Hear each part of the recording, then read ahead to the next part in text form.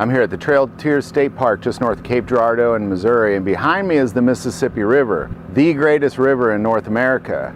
I'm standing here today to just kind of reflect on what it would have been like for the Cherokee Indians to be disarmed and be forced out of their land. Directly behind me originally was Green's Ferry, where they were all forced across. Many of them froze and drowned, many of them died, and it was right in this area that hundreds, if not thousands, of Cherokee Indians died along their way from Georgia and the Appalachian Mountains to Oklahoma.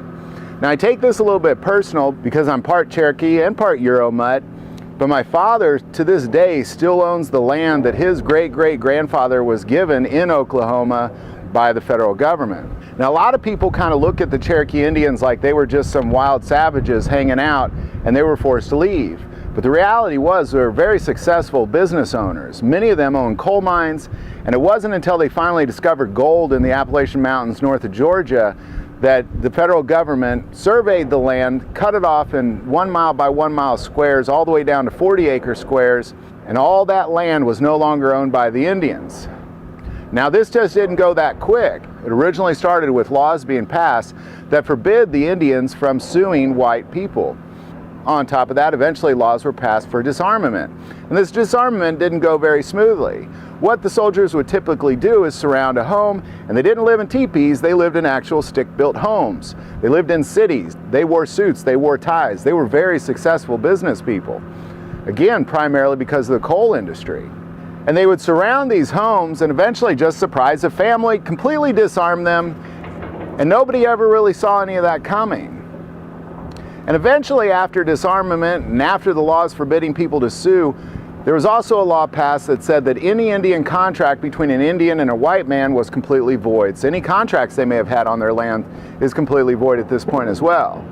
And finally, they were forced to up and leave. And this didn't go very well either. Gold was discovered in Georgia in 1815, and it wasn't until 1838 that troops started sending the Cherokee out. Now a lot of the Cherokee did flee to the hills and they kind of did guerrilla warfare for a while, but eventually a treaty was passed that said if they would surrender, they would be forgiven of their crimes. Unfortunately for them, when they surrendered, they were shot. In October of 1838, this mass exodus from Georgia to Oklahoma began. 13,000 Cherokee Indians were forced out of their homes after several years of disarmament. Now, if we believe we live in a time where disarmament is not a threat, you're fooling yourself. Regardless of where in the world you live, whether you live in Europe, Asia, South America, North America, or Africa, if your government is disarming you, you're just heading this same direction. It may seem like a wise idea and it may seem peaceful, especially with all the gun crime out there, but I'm telling you, you're heading towards something like the Cherokee Indians experienced. And here in America, it is very important that we protect our Second Amendment rights. A lot of times when we see gun crime in America, half the country calls for tighter gun restrictions. But it's very important that we always look at the history and what this country has gone through when people groups have been disarmed. Disarming mainstream America is only going to lead to a tighter grip by the federal government. Originally, the Second Amendment was passed to allow guys like me and guys and girls like you to be able to protect ourselves and our family, not just from criminals, but from tyrants in the government. If you don't think it'll ever happen in America, you just simply got to look at the past. Directly behind me, this is a massive river.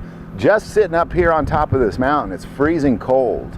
It's very windy. I couldn't imagine actually being in the water with my children and crossing this river just to find it to these woods and having to hike over mountain after mountain after mountain just to get to the plains. It's a very treacherous journey. It's no wonder so many thousands of Indians died, not just along the way, but when they got there. It wasn't a peaceable thing and they didn't want to move. They were forced to move because they were disarmed. If they were a heavily armed militia, that would have never happened. So it's very important in America that we keep our firearms, and not just any old firearm, that we keep firearms that are equivalent to any military firearm out there. Things like this concern you or two, definitely support your Second Amendment, definitely join the NRA. It's very important that this type of thing never happen in America again. If you like this video, click like and subscribe.